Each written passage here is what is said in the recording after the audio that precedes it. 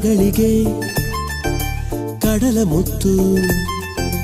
ಮುತ್ತಿಟ್ಟ ಕಥೆಯನ್ನ ಹೇಳುವ ಮನಸ್ಸಾಯ್ತು ಕಿವಿಗೊಟ್ಟು ಬರಬಾರದೆ ಕಿವಿ ಕಚ್ಚಿ ನಾ ಔಡು ಕಚ್ಚಿ